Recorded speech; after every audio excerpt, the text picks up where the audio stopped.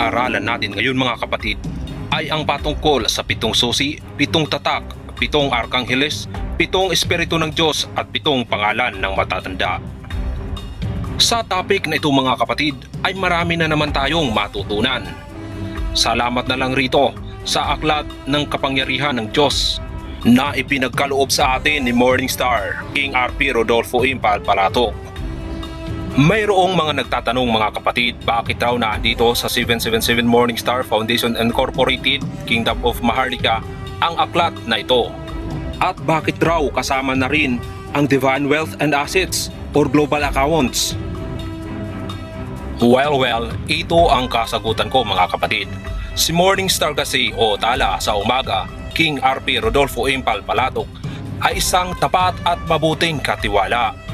Hindi ba mga kapatid na ang taong mabuti at tapat na katiwala ay sa kanya lahat sinasabi ng kanyang Panginoon? Agree ka ron kapatid, hindi ba? Basahin natin sa banal na kasulatan mga kapatid at unawain nyo. Efeso 1:10. Sa pagiging katiwala sa kaganapan ng mga panahon upang ipunin ang lahat ng mga bagay kay Kristo, ang mga bagay na nangasa sangkalangitan at ang mga bagay na nangasa ibabaw ng lupa. Sa Kanya sinasabi ko. So ayun mga kapatid, naunawaan ba natin na ang pagiging katiwala ay iniipon lahat ang mga bagay kay Kristo, ang mga bagay na nasa sangkalangitan at nasa ibabaw ng lupa, at sa Kanya sinasabi lahat ng Panginoon. Kaya nga mga kapatid, naipon rito sa 777 Morningstar Foundation Incorporated, Kingdom of Maharlika ang mga mahahalagang aklat kagaya nito, kapangyarihan ng Diyos at ang Divine Wealth and Assets, Global Accounts. Kaya naman mga kapatid, magpasalamat tayo kay Morningstar o tala sa umaga, King RP Rodolfo Impal Palatok, sapagkat nalulugod siyang ihayag sa atin ang lihim at hiwaga ng kapangyarihan ng Diyos. Sapagkat mga kapatid, ito rin naman ang kanyang magiging function at ang nakaatang sa kanya, kaya siya ay ibinigay ng Panginoon sa atin.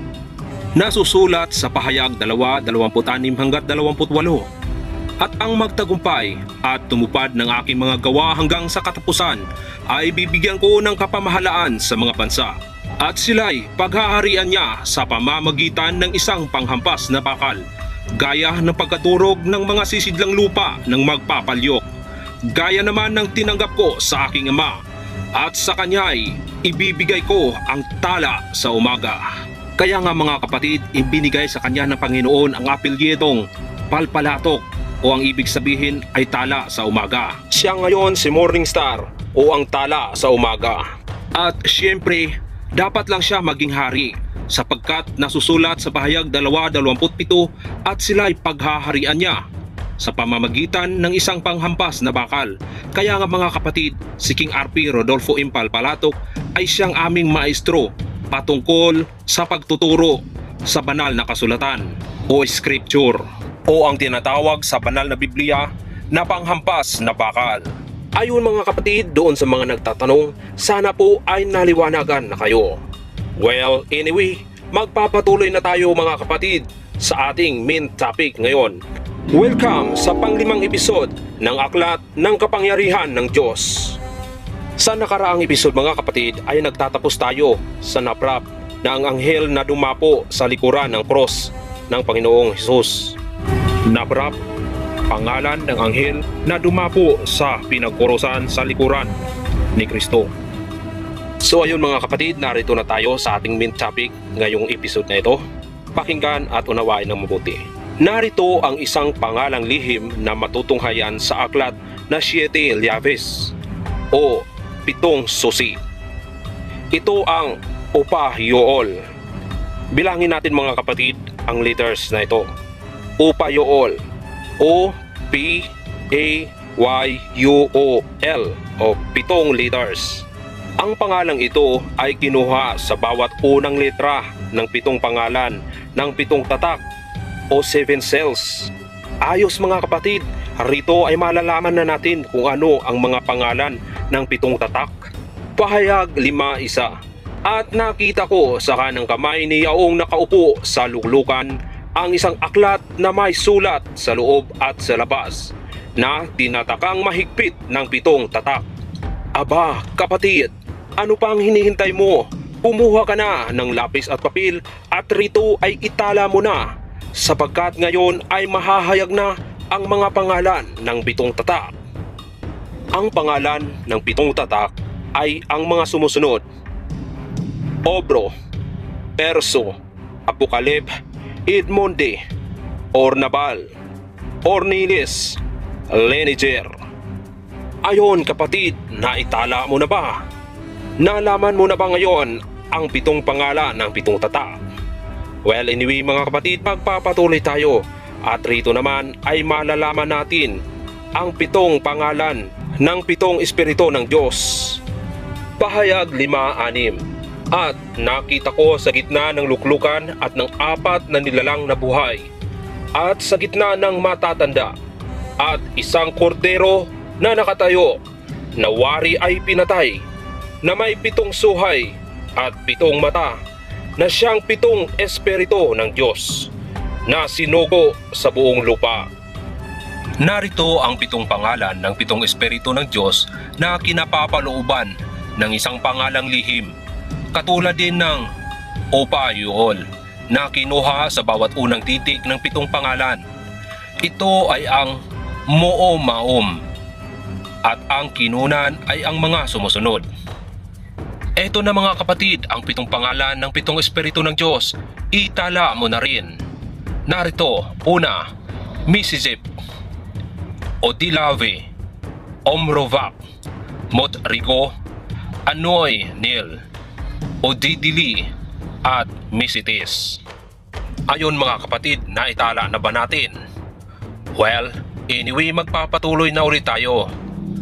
At sa susunod naman mga kapatid ay ang 7 susi. Ayan. So, narito naman ang sinasabing 7 pangalan ng 7 susi para sa 7 suson ng langit. Ano ba itong patungkol sa 7 suson ng langit mga kapatid? Kung sa English ay 7 heavens, tulad ng material heaven, mystic heaven, earthly heaven, silent heaven, sectarial heaven, secular heaven, and the 3rd heaven o ikatlong langit. Pangalawang Korinto 12:2. Nakikilala ko ang isang lalaki kay Kristo na mayroon ng 14 na taon, maging sa katawan, aywan ko, o maging sa labas ng katawan, aywan ko. Diyos ang nakakaalam, na inagaw hanggang sa ikatlong langit.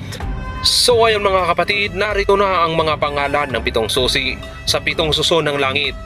Kunin mo na rin ang iyong lapis at papel at itala na rin natin kapatid. Narito na mga kapatid, ang Tetgo, Ornoli, Adonai, Visit, Idmundi, Hoknori, Loximorim. Ayun mga kapatid ang pangalan ng 7 susi sa 7 suson ng langit. Sa ibang kasulatan, ang Tetgo ay Tethud. Ito ay mababasa natin sa mga awit 119, 65 at 73. Ito ay yung aking ipinakita sa inyo mga kapatid, yung sa pinakagitnang bahagi ng banal na Biblia. Ito ay ang mga awit ni David. At ang Visit ay Bet at Set. Mababasa rin natin ito sa mga awit 119, 65 at 57. At ngayon mga kapatid, dumako naman tayo sa pangalan ng 7 arkanghel. Kunin mo na rin ang iyong lapis at papel at magtala na rin tayo ulit mga kapatid. Narito ang 7 na pangalan ng 7 arkanghel na hindi binyagan, na sumipot sa mata ng Diyos Ama. Ito ang kanilang mga pangalan mga kapatid: Amalei, Alko, Arago, Apolko, Askarago, Amakor, at Alpakor. Kung ating papansinin mga kapatid, ang lahat ng kanilang mga pangalan ay nag-umpisa sa litrang A. Sa ibang kasulatan naman, ang sinasabing pangalan ng 7 arkanghel ay nagbuhat sa mata ng Diyos Ama. Narito ang mga pangalan nila mga kapatid, itala na rin natin: Amatuon, Animuam, Aronomoom, Arudaovnom, Adanovis Norum, Aferniam, at Avik Christoom. Kung sa English naman mga kapatid, ang 7 archangels ay nag-start sa salitang Sun at nagtatapos lahat sa L. Siyempre, alam nyo na yun lahat mga kapatid. At ngayon mga kapatid, narito na tayo sa huling topic.